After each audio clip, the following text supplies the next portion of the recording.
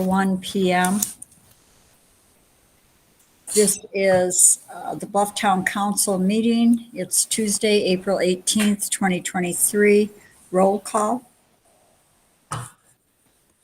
Jim Sayers. Luanne Hook. Brant Murray. Sosa. Ann Leppanen.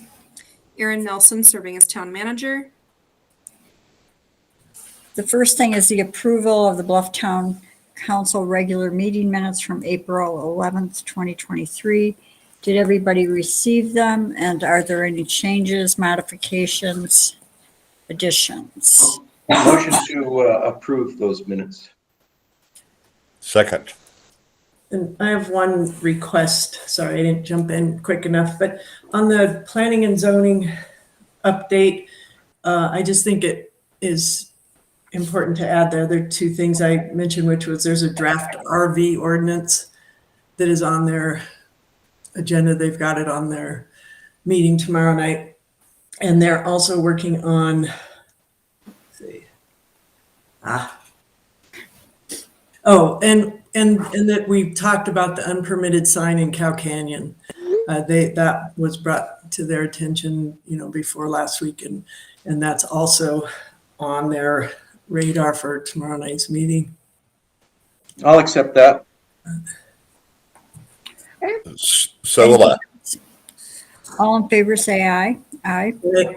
Aye. Anyone opposed? 5 ayes. Next is the approval of the Bluff Town special meeting minutes from April 14th, 2023. And I will accept responsibility for these not going to anyone and being posted because I wanted to find the time to just listen to the public comment and maybe add a little detail to the draft. And I just simply ran out of time this week, so it'll be on our agenda for the next meeting, but I will get those suggestions to Linda this week so they can get publicly posted. So I apologize, but I just didn't have the time. Thanks for all you did. Thank you. So next is public comment. There will be a 3-minute time limit for each person wishing to comment. If you exceed that 3-minute time limit without permission, the meeting controller will mute you. Are there any people in the audience who'd like to make a public comment? And if so, just let us know somehow. Raise your hand or unmute yourself.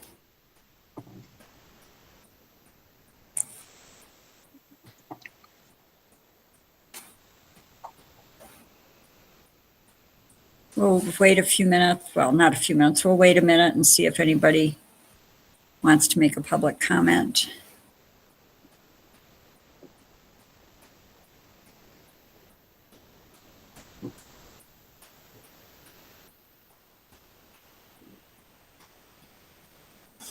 Did you, anybody watch the McCurran, Oklahoma, listen to that tape, the post-meeting tape last night? Have y'all heard about this new scandal in Oklahoma? No. This reporter left a microphone, voice-activated microphone in a room, suspecting they were going to do business after they adjourned.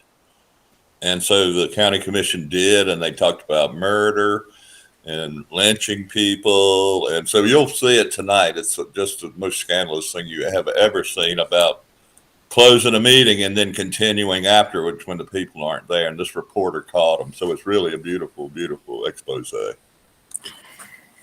Well, thanks. That's why I always try to get that recorder off and have us all get out of there. And I appreciate Craig is right on top of it too. All right, it is 6:05. I'm closing public comment unless somebody raises their hand within the next second. All right, then moving to unfinished business. Number 1, a reminder of April 27th, all-day strategic planning session and any updates. Erin, do you want to take that? Sure. Just a reminder to everyone, we do have an all-day session from 10 a.m. to 5 p.m. This is the follow-up to all the hard work that's been happening with strategic planning with the initiative teams. all the council members are invited and highly encouraged to attend. This is going to be an in-person only meeting, as the facilitators have requested that everyone be in person. It's very difficult for them to moderate a hybrid meeting, given how much input is gathered, from the team.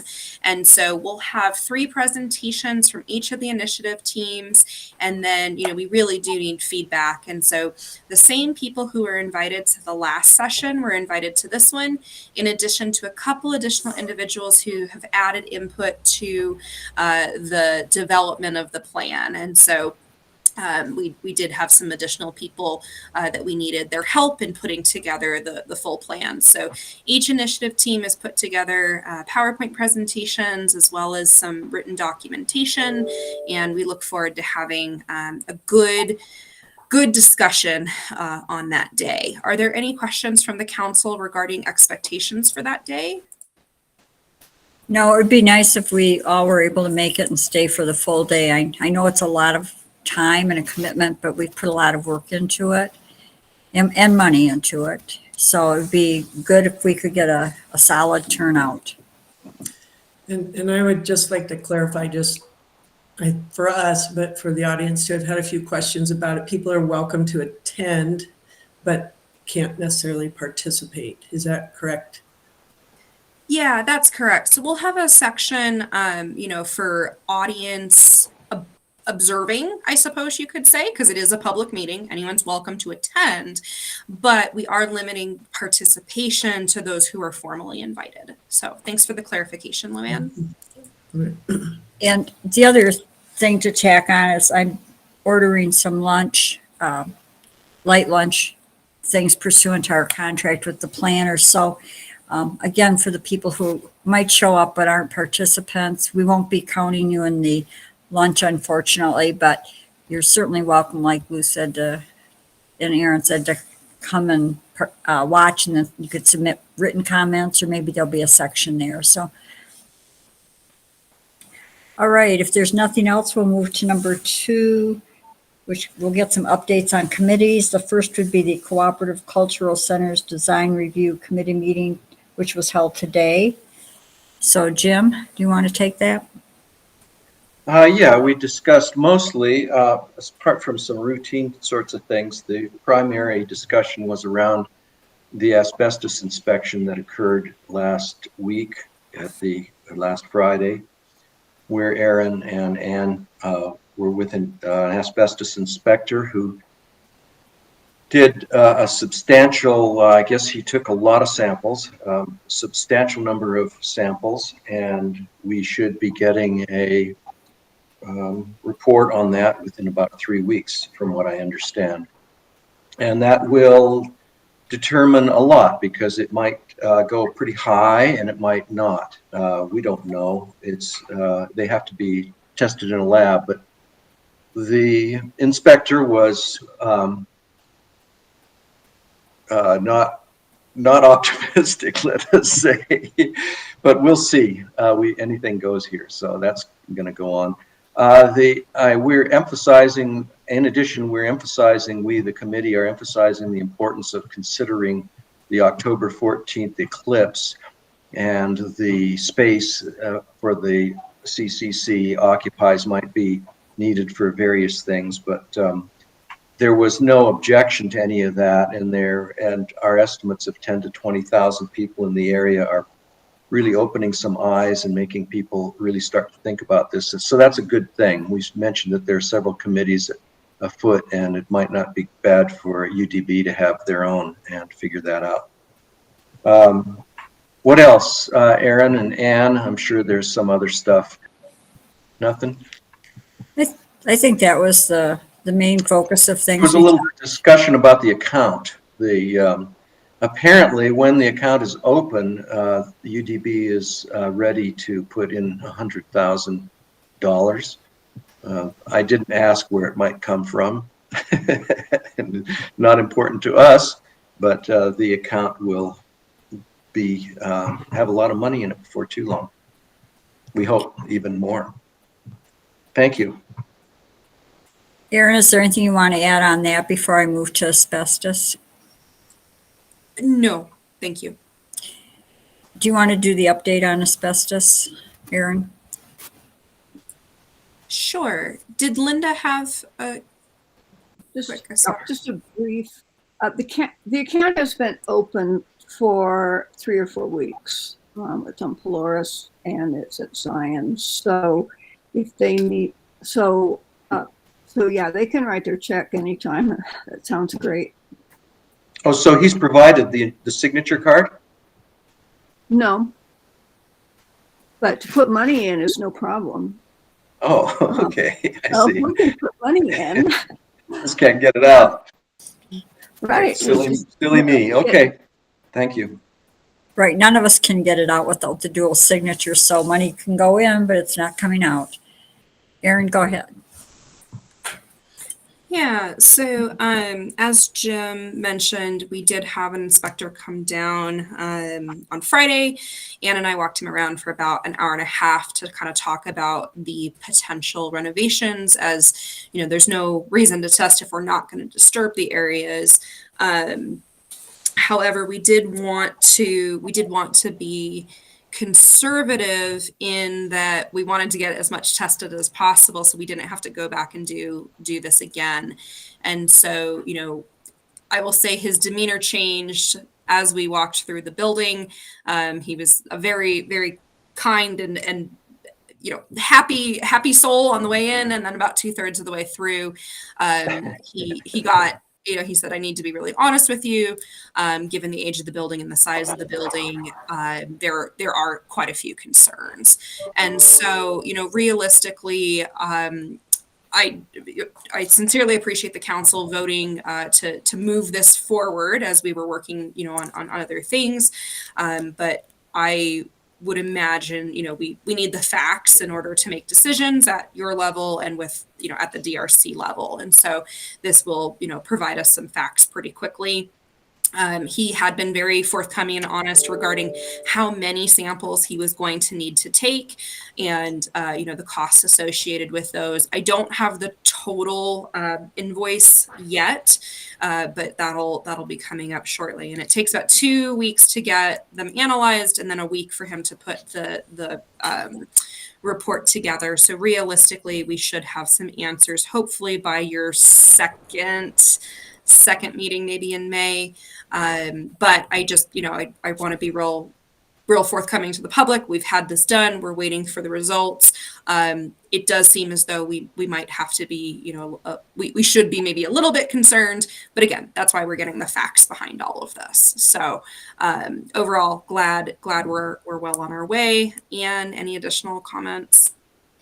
I would just say that going back to the DRC meeting today, I think everyone there was Damian Bollerman and Dave Conine, Jim, myself, and Erin, and everyone understands the importance of this. We're making some major plans for renovating that include pulling down ceiling tiles and working with flooring. And the last thing we want to do is get caught midway through this where we don't have all of the information and something pops up. So I appreciate that the council, like Erin said, voted to support this. I think it's important. And, you know, one way or another, we'll figure it out. And hopefully his demeanor was more the exhaustion of walking around with the two of us than it was looking at the building. And we'll get a lesser costly suggestion. But it was good. And Erin had a lot of good questions. So then if there's nothing else, moving to the report on the Bluff Waterworks meeting on April 12th, 2023. Erin, Linda and I went to that. I'm just pulling out my notes. Everything's looking good on the water. The samples are good. They have the first quarter arsenic sample ready to go. Nothing surprising. The next meeting is May 10th at 7 o'clock in the old jail/library. Again, we did talk about the recommendations from Sunrise to do change applications, and Marks Powell and Benny Musselman expressed some concern about doing those. I told him that we were getting an opinion from our attorney, and I have a conversation scheduled with Mark Stilson from the State of Utah Division of Water Quality, who's the state engineer for our region. I have that tomorrow, just to confirm that we can move ahead or we cannot. We've got a split of opinions. Our attorney said we can move ahead. We have that in writing, and Marks and Benny are still expressing hesitation, so I think it's well worth a conversation with Mark Stilson and ask again. I did invite Marks Powell to join me tomorrow on that conversation since he's expressing concerns about it. Great Is that going call. to be an online conversation? Is it going to be what? Is it going to be online? Online meeting? Is it going to be a meet, like Google Meet? Or is it going to be a person-to-person meet? Just a phone call. Just a phone call, okay. And if one other council member wants to join me, you can certainly do that. Which is Yeah, not- what time? 1:30.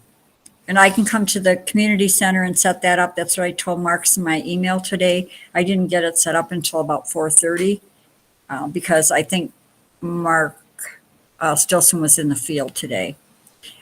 But if Jim, you want to join me, that would be just fine. And I hope Marks will. Like I said, it was really last minute getting the date and time, so. Thank you. I was making a note to myself. I'm not sure I will be able to, but I might be able to, yeah. Okay, well, just, let me know. I will definitely be there in the office. Great. Okay, thank you. All right, then, the next one is a reminder of the development of the Committee for the International Dark Sky application. We've received just 2 people who are interested in working on this, but we'd like to be able to set this committee up at the next council meeting, which is I'm going to say May 4th, somewhere the first week of May. So if you want to be on the committee or participate in any way on that application, please let me know or email the office or call the office and leave a message, talk with Erin. But Erin's keeping a list of people who want to work on that. And Sarah Barak said she's ready to hold a kickoff meeting with the International Dark Sky person that we're assigned to, who is someone whose name I've already, Amber Harrison, yeah. And so I think Sarah's going to work on setting that up. That's the first step, the next first step. Any questions, any thoughts? Lou, did you still want to be on that committee? Sure, I'd like to.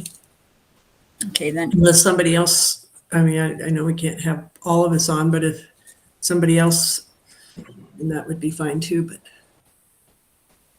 no, that would be great. I think this is just me, I think probably keeping the committee relatively small until you get to the bigger pieces would make more sense. And I think Erin and I were talking about maybe 5 people. Yeah, that's And, perfect. yeah, and then expanding it if we need to as the work gets bigger. Mhm. No, that's good. And then you can always pull in volunteers or Right. certain activities or whatever. We can add more. Great. We'll let Sarah know you're interested. All right, then report on the Active Transportation Committee, agendas, minutes, and grants. Lou, do you want to say where everything is right now? Sure. So we did the workshops and that brought us up to date to kind of turning it over to Chris Wiltsey and the Bike Utah team. And that was, at the end of March. And so now we just had a meeting today, our group.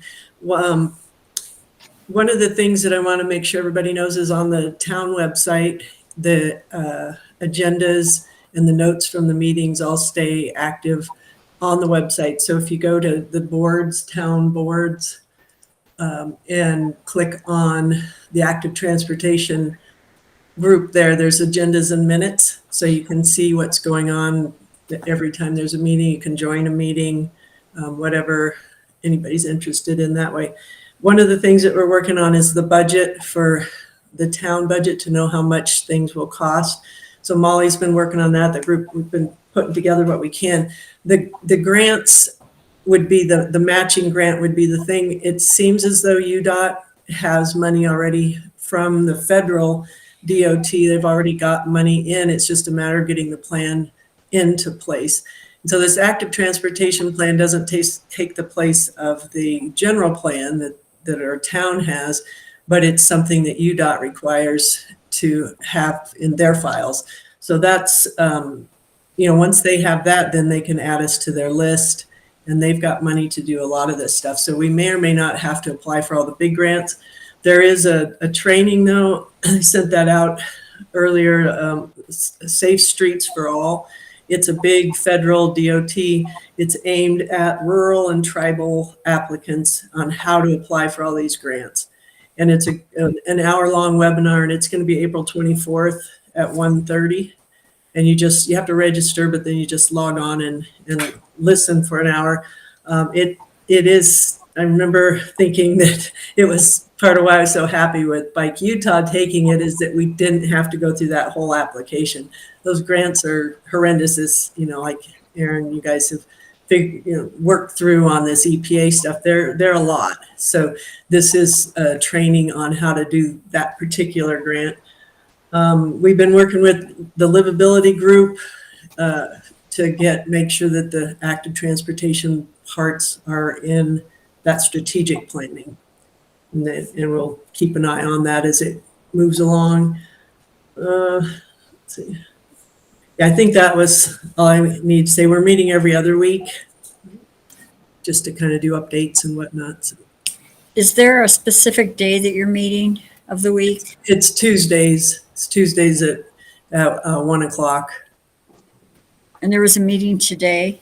Mm-hmm. Yep. So those notes, and that's what mostly was just budget. It was about a half hour or so today, but it was mostly focused on the budget. And then let's see, we've got a meeting with Chris Wiltsey next week to kind of see the timeline of the plan and see what's needed. And we're also hoping to find from him if there are any more budget items that we need to consider. And then Molly is sending that over to you and to Erin to consider for the budget. And we'll have questions. Like one of the things is whether you can include this Bike Utah. What they gave us was between $30,000 and $40,000 value, and whether that is includable on a budget to say, okay, this is what this costs, but we got this free. That's the part I don't know about, but there are a few questions along that way to talk to you budget types.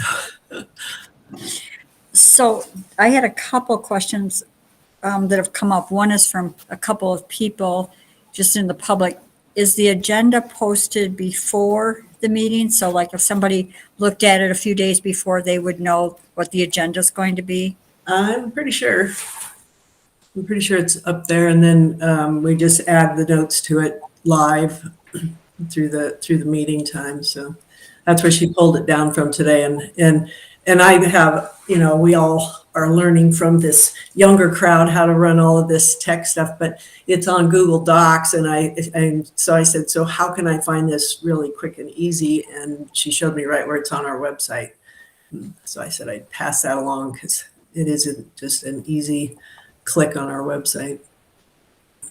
And so then the other question comes kind of from my side on the budget.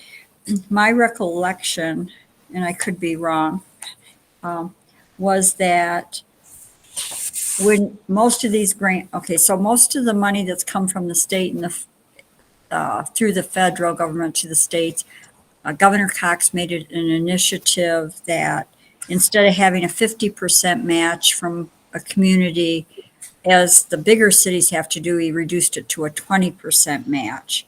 And so seems to be kind of a consensus floating around town that everything is, from this point forward, going to be free.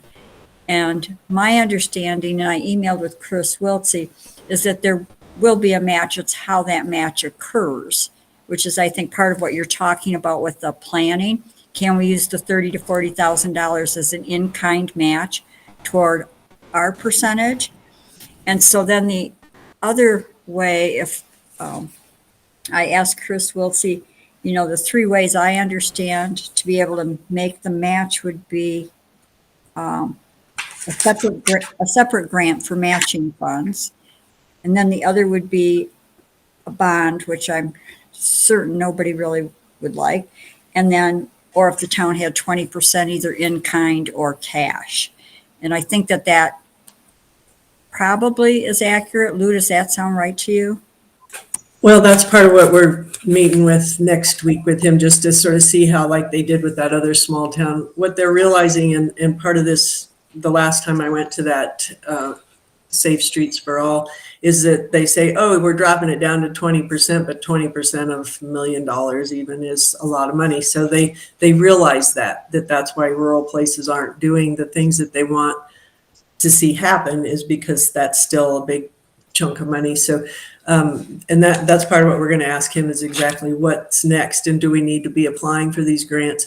It's the Utah Recreation, I've forgotten what exactly their name is, but their grant can be used to match the federal grants.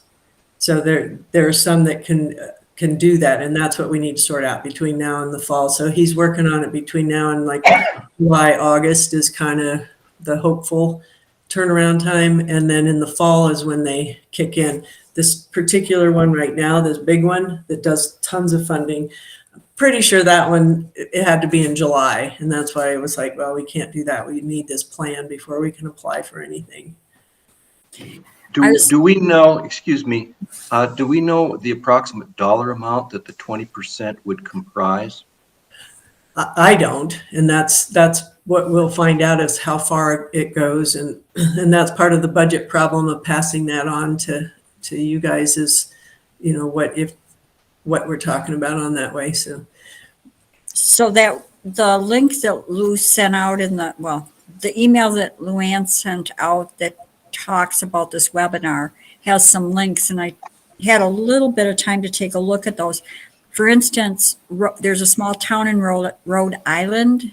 This is in the federal, in Rhode Island, that put in some trail systems, some safe street trails, and their overall cost, not for the town, so don't anybody hear this as the town paid this, but the overall cost was $27 million. And so when we were looking several years ago, and Brant, correct me if I'm wrong, but to kind of do the Main Street project and work on about 1.5 miles of distance was around $3 million. So the match was, the match, regardless of where you got it, was going to be somewhere in the ballpark of 20,000. So I'm glad you're checking that out, because we don't want people's expectations to get high, thinking there's no dollar layout or time commitment layout for this. No, it's definitely part of it, and we've been studying grants for the couple of years actually, but that is the problem with the rural projects. And so UDOT has a lot of money from the state that they want to put on these projects, and then the federal, that's where they're getting it, is a lot of it from these federal programs too. So it just depends on what they want to do and how much they want to put forth on the project, and how much we need to match, and where we line up on the rest of the state, and what the demand is, and so on. So, but they are mandated to do a bunch of trails. And I thought, Mayor, would be kind of, as y'all are doing the budget coming up in the next couple of months, and we may not have concrete figures from this active transportation, is maybe to kind of carve out a couple of pieces, like they would be, what do we call those little savings accounts, 30 grand or something, when we stick them aside for, I can't remember the word right now, it skips my mind, but that's an idea, to stick 30 aside as maybe an eventuality, if that's available in the budget. Since the time, and you say no, it's going to be a fall event, Lou, kind of. yeah. So halfway through the year, we'll be kind of faced with some expenditures, possibly. And that's maybe in the capital improvements fund. Is that possibly fall into that sort of category, but That's But kind of what I that's- was thinking to cap, one of those wholesome money because we know we're going to need it funds like that. Yeah, so just keep us posted then, and I'll let, make sure people understand that they can go to the website and look at the agenda ahead of time to see if it's a topic that they want to jump into. So thanks. Yep. The next is number 3, report on San Juan County Commission meeting today. I don't know if Erin was able to stay on through the whole thing. I was not. But I stayed on for the first piece that the piece I was on for and interested in was number 5 on their agenda, update and presentation from Utah School Institutional Trust Lands Administration regarding the transfer of Sitla parcels from Bears Ears National Monument. Michelle McConkey, who is the director of Sitla, presented to the commission. The short version is that the trading the lands in and out of the BLM has occurred in the sense that the MOU was signed, the Memorandum of Understanding was signed last month by Governor Cox and Secretary of the Interior Holland, and it's moving forward. And so how it moves forward is our representatives, Mike Lee and John Curtis, will be presenting probably identical bills to their respective co-worker partners, approving these trades that are proposed.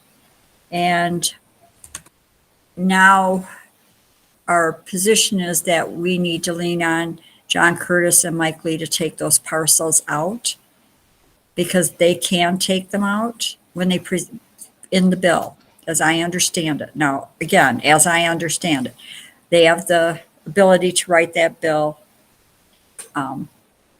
in such a way that we're not impacted, or perhaps to work.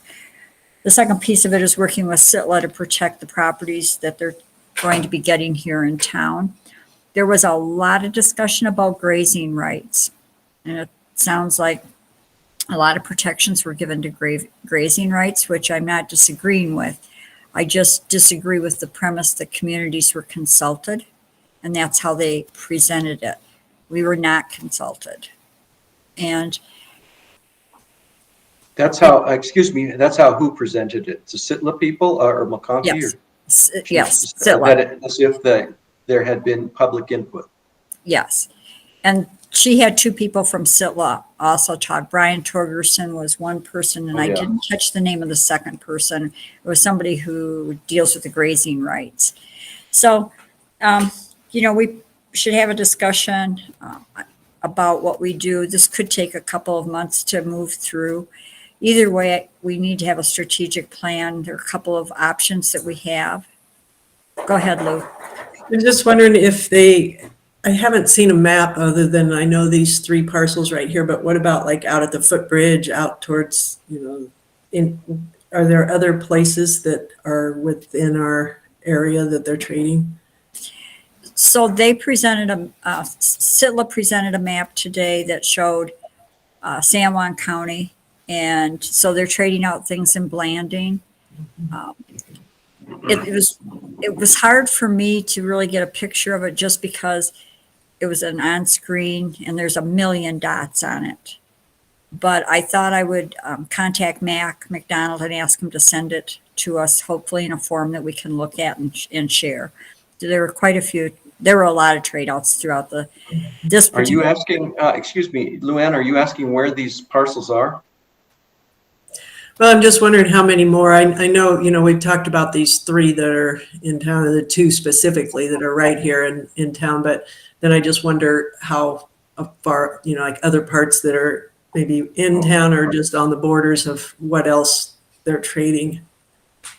There doesn't appear, at least Erin, correct me if I'm wrong, but in the town of Bluff, there doesn't appear to be any other trade outs, but they are all around us. There are a lot of trade outs. And BLM or Sitla is saying that they will honor whatever recorded easements or recorded agreements there are for, like, say, the grazing rights. We've been told that by Michelle McConkey as well, that they will honor the Bluff Trail easements, which are not easements, or memorandums of understanding. And that's the question for Sitla now is, are you going to honor those even though they're not recorded easements? So there's still a lot of work that we can do and a lot of strategy we can employ. And Mr. Curtis is coming in May, is that right? He is, the Tuesday after Memorial Day, whatever day that is. It'd be a good chance to talk with him. Probably need to reach out ahead of time. I was planning on doing that. I think it's anybody listening to this meeting or anyone who has an interest should, write a letter, contact Representative Curtis and say what your opinion is. If you don't agree with what is happening, we should be saying it, but the bill will get presented one form or another. So anything else on that? Erin, did you get much further in the meeting? I listened to it until about 1. That really is the one that impacts us the most. And to give folks just an understanding of how much land is part of this land swap, Sitla is trading a little less than 163,000 acres, and they're retaining 58,000 acres in San Juan County, which is about a third of the total swap. And so I agree with Ann. It was kind of difficult to see, with all of San Juan County. I didn't see anything major in our area, but that doesn't mean that they weren't trading out like mineral rights and things like that. And so, if we can get a copy, that would be great. But I think this is the 6th largest land swap that they've done, I think is what Michelle shared. So quite considerable. No, a lot of there were some updates from the Economic Development Board asking for some more funding and things like that. But I don't think there was anything in what I heard that would pertain to us here in Bluff specifically. Yeah, there were a lot of financial contracts that were getting approved for purchases and that type of thing. Okay, so moving to number 4, update on the Community Development Block Grant and American Relief Plan funding for a remodel of the Bluff Community Center. So Brant, this is right up your alley. You'll be very relieved that this will be the last time you'll see this specific item on the agenda. Between Erin and myself, we have been able to do what we hoped, which is downsize our remodel to something that is more manageable and something that is a little more user-friendly using just the ARPA funds.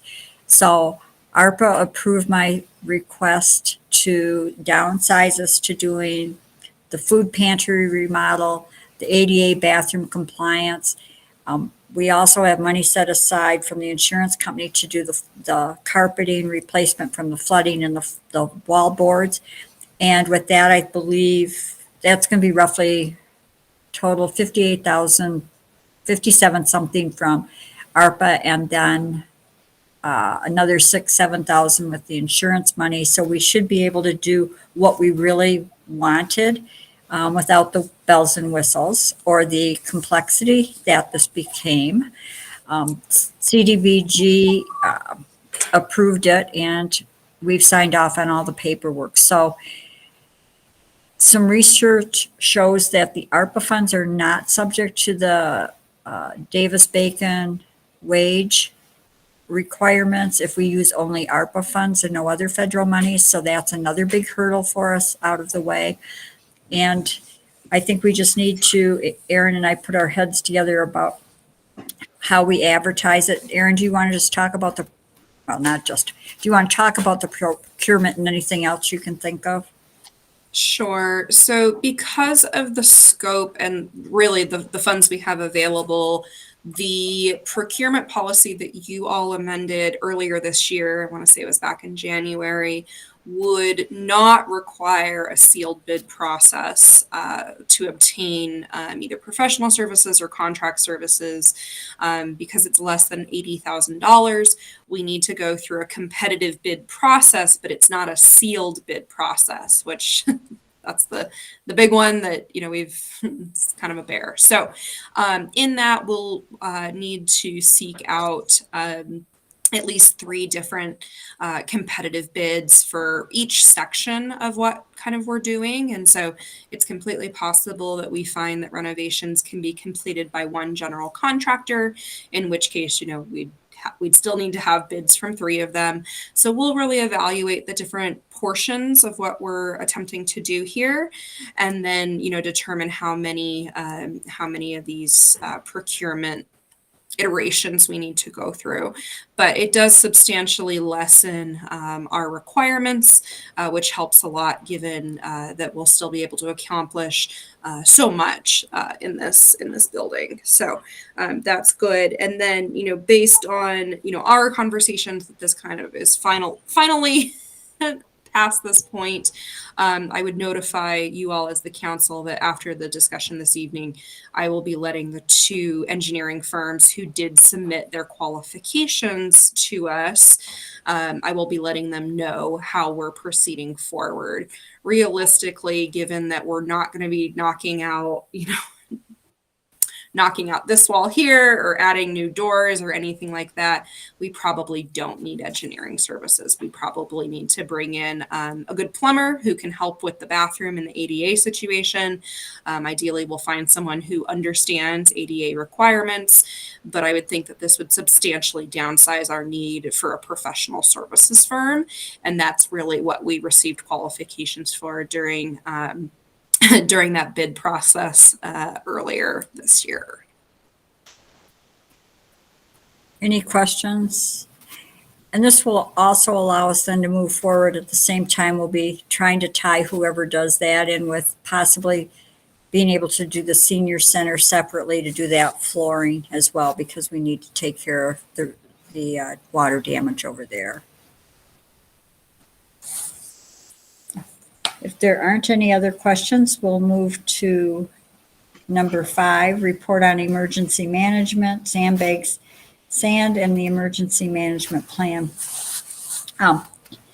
So after a couple of conversations with folks on the Bluff Volunteer Fire Department, after talking to our chief about possible flooding and being prepared, I would like to recommend that we be seeking a load of sand to dump at the fire department.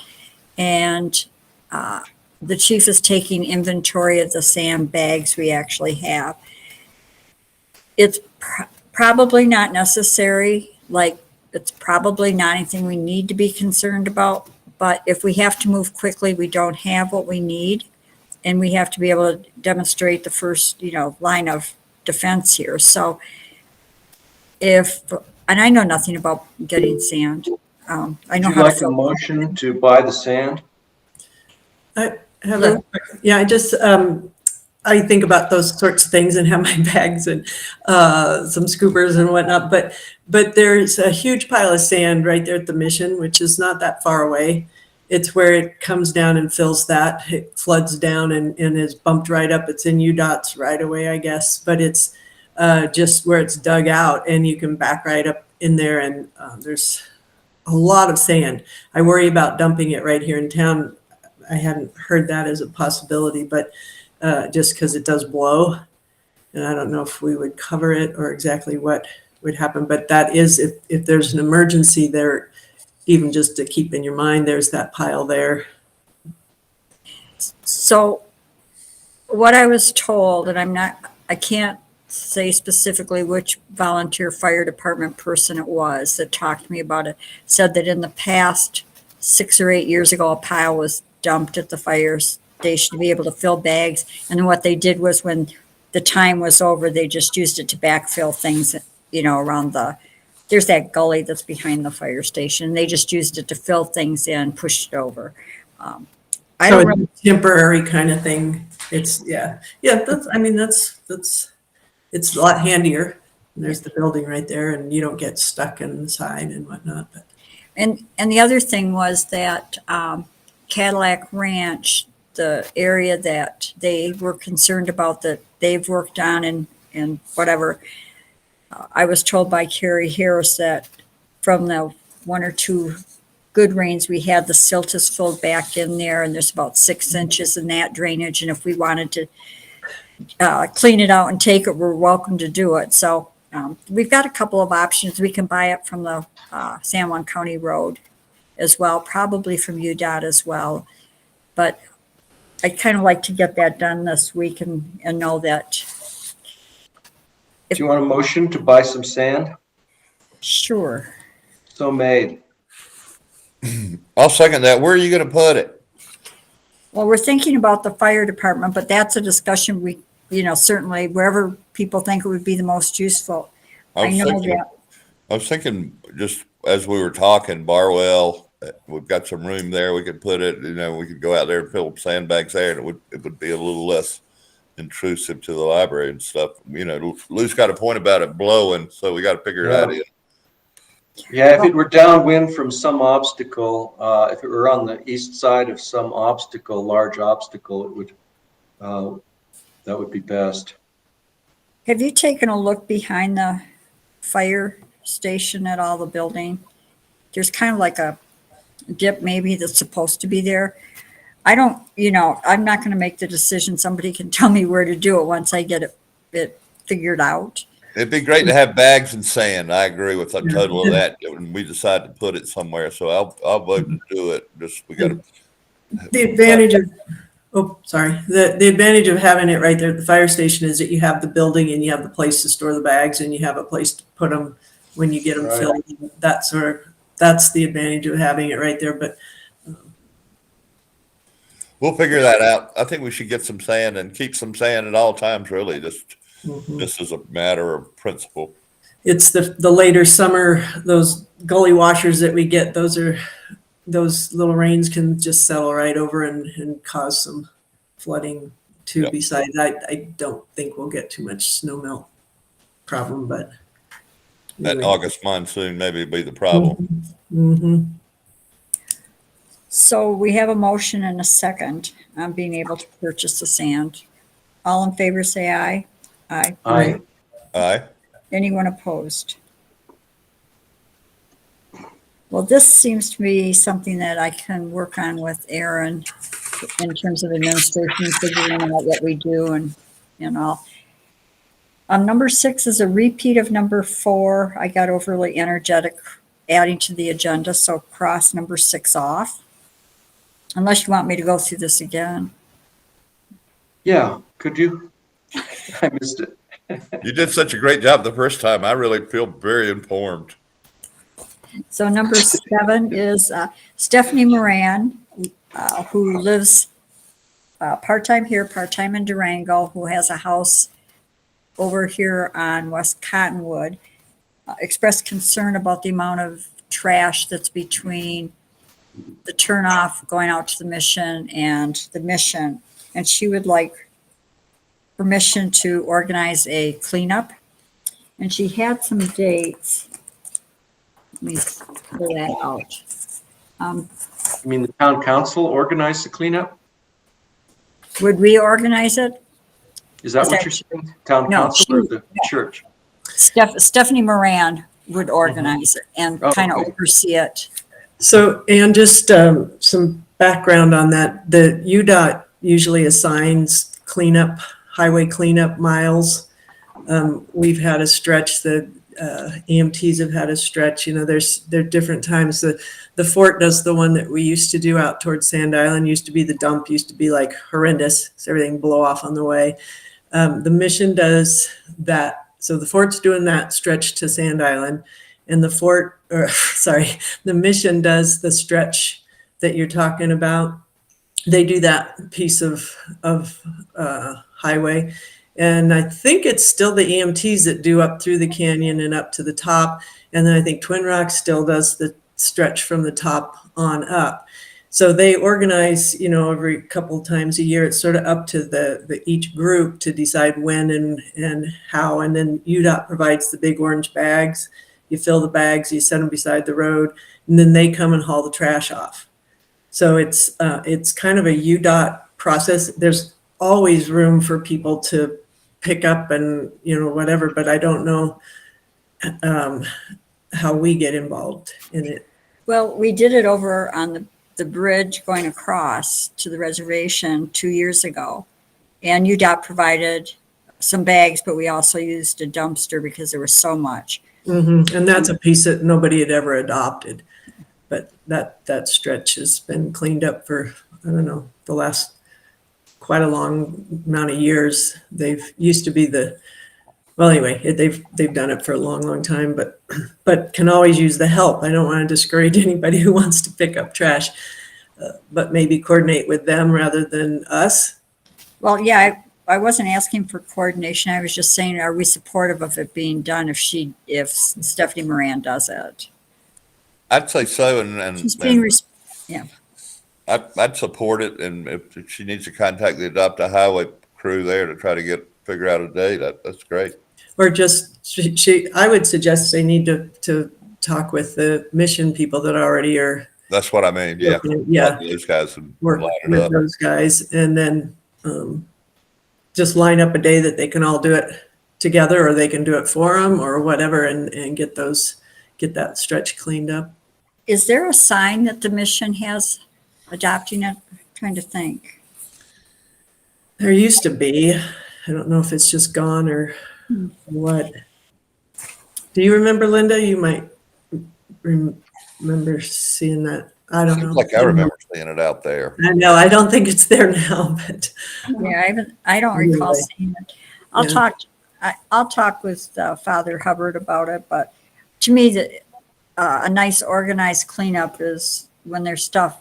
I don't want to discourage people from doing it. No, it'd be Exactly. great. yeah. We got a ton out at that intersection 2 years ago. It was 2,000 pounds, so it's an amazing amount of trash. Right, exactly. All right, then moving to number 8, discussion and vote for Malia Collins to attend the Utah Local Government Trust OSHA training to become a designated safety officer. I don't know if she's had time to coordinate with Erin.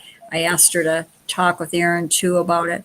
But I think we've had this conversation about having a designated safety officer, which is different from the emergency manager officer. But Malia will be up in Salt Lake City during those days. And so What's the cost? because it's through the trust, I believe that there's no cost other than being there. Well, I motion to accept. I just moved to accept that. Can I amend your motion? Can I amend your motion a little bit to say that Maybe. Malia and Erin will coordinate, but someone Yeah, should. And I'll second all of that. yeah, the safety officer is kind of important if we have employees or anybody that we're paying for work. And the other piece to that is when you have a designated safety officer, they do the OSHA training once and then they do some updates, but they don't do that full training every year. Once they do it, it's done. And we get some kind of consideration on our insurance. And for the life of me, I looked at it 6 years ago and I can't remember specifically, but we get either a credit or if there's an accident, we get some kind of credit. And being proactive is huge in the safety business. It's really the most important thing. So it's great. Any further discussion? Then all in favor say aye. Aye. Aye. Aye. Anyone opposed? 5 ayes. Number 9, report on the Community Impact Board meeting of April 17th, 2023. So the Community Impact Board was taking requests for getting on the next round of funding, but it's they only wanted to look at 1 year going forward. Apparently in the past, they let you put on multiples going forward for the wish list, but they were just interested in ones that you might want to do apply for, make the application for in the next funding year, which would be 2024, although probably wouldn't happen that quickly. What I did without consulting anyone is, because we have a need to clean out culverts and do some things like cattle guards, and because we have a need occasionally in the community for the cemetery, and we use a private person, and the town uses a private person, it might be nice if Bluff Waterworks, and whenever that happens and they move in, we need to start planning for equipment. And the CIB does give out grants, and grants with small matches. So we just went and asked to be added to that list. And so now we're on the list for potential funding for a backhoe. Backhoe, yes. Yep. Perfect. And so Good call. well, I talked with Commissioner Adams yesterday. I gave him a call and said, I haven't done this before. What will they want to hear? And he said they will just want to hear the name of the project, what you need the money for.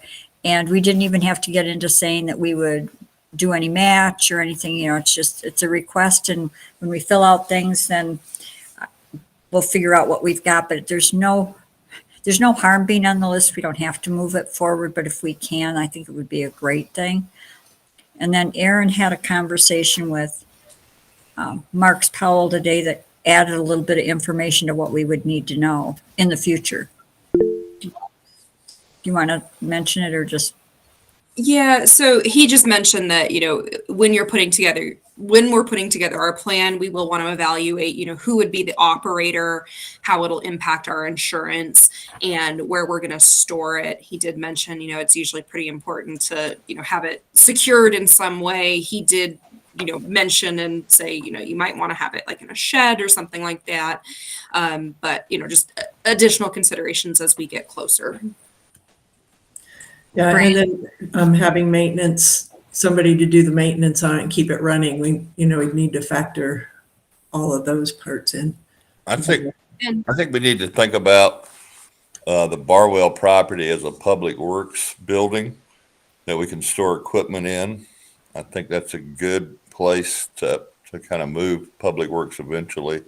I have a riding mower that I'm going to donate to the town when we have a place to put it. But that to me seems like a good location to consider a public works storage building where we can, for the future. I think the only comment I'd make about that branch is while it's zoned as a park, it is in a residential area, but we don't need to cross that bridge yet. It is part of the strategic planning to, at least discussions in the strategic planning about planning for that move with BWW and the future of a roads department and a public works department. So Excellent. Just want to throw that out there for future ideas. yep. And just brainstorming, it's kind of falls into what UDB wants to do for training somebody for job opportunities, because it is a job to keep something like that running and functioning, and somebody to be able to use it and whatnot, but they might be somebody that could make that actually happen. Yeah. All right, number 10. Do you need a motion on that? You don't need any more motion. We just No. good going sort of thing. Okay, good deal. All right, number 10, report on grant writing training session 1 on April 17th, 2023. Linda. San Juan County has hired a grant writer, and Economic Development sponsored this workshop. And the purpose of the workshop was for her to train department heads, and it wasn't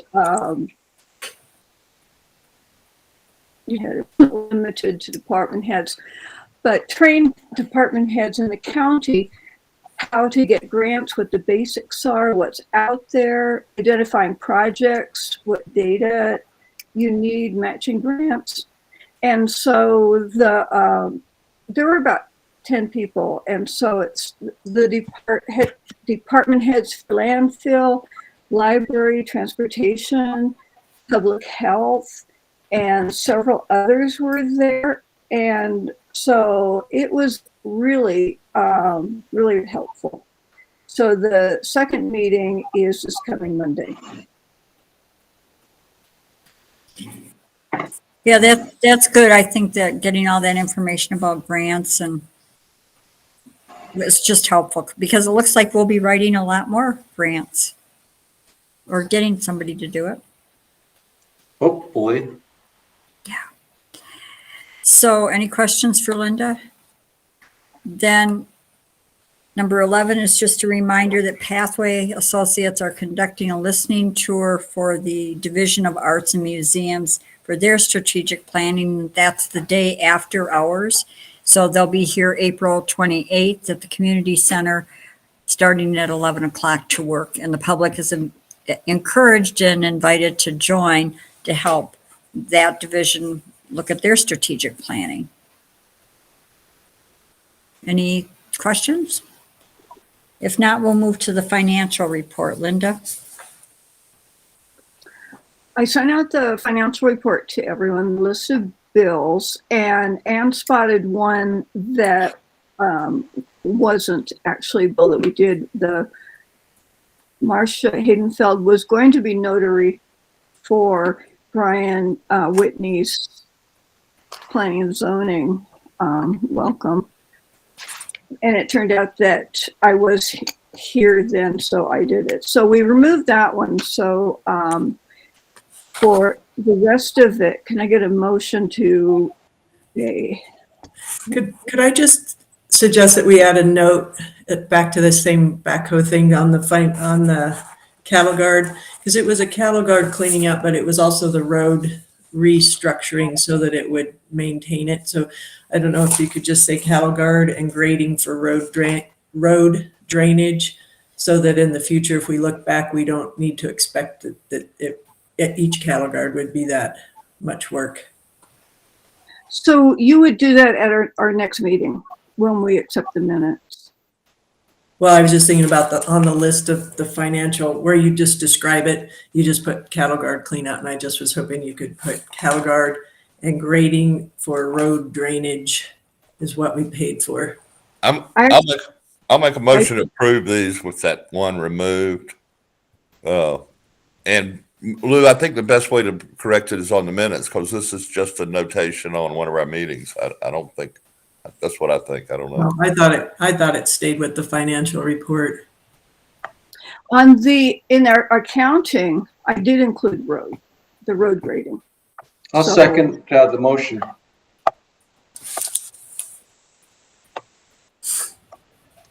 Any further discussion? All in favor say aye. Aye. Aye. Anyone opposed?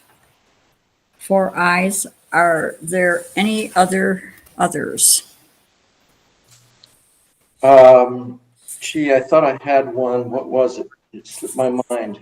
This thing really captivated me, this meeting. I guess I'll just forget it. I was going to have something on the next agenda, but Planning and zoning. Important enough to remember. Planning and zoning meeting is tomorrow night, 6 o'clock. And then our next meeting is what, May 2nd, I think it is. I know what it was. Thanks for the hard work. Go ahead, Brant. No, hold on. What, Jim? If Glenn Gurney hasn't moved the stuff off by the end of this month, we should have a vote on our first meeting on disposing of that stuff really quickly. Or we should do something about it right away. I will add that there's a process we have to use according to Chris, so I'll just send him a reminder so that he'll be ready for that date. Mayor, one other. We asked our B&Bs to post those rules, and I mentioned a couple of weeks ago, maybe us to send out something that people could fill in that for people that aren't posted. I think it would add to the peace and quiet of our town if we do that. So maybe Erin or somebody in administration could just send out something you could take a magic marker and fill in your requirements. I think it would make our town more peaceful. I could be wrong, but I believe all those short-term rentals, people had to post their procedures when they got their permits. And you're just nodding your head, yes. So it's all been done. Everyone's done. I'm just wondering if everybody got it done or not. That's what Well, I'm. we could do an inspection. Well, I'd rather not do an inspection. I'd just rather just do an encouragement for everybody to do it. That's why I'm saying send out a little thing to say, hey, as a courtesy, just please make sure you have it done. So any others? Motion to adjourn. It is 7:06. Second. All in favor, say aye. Aye. All right. Aye. Fine. Thanks, Anyone? everybody. I'm hanging up and Thank you. Bye, everybody.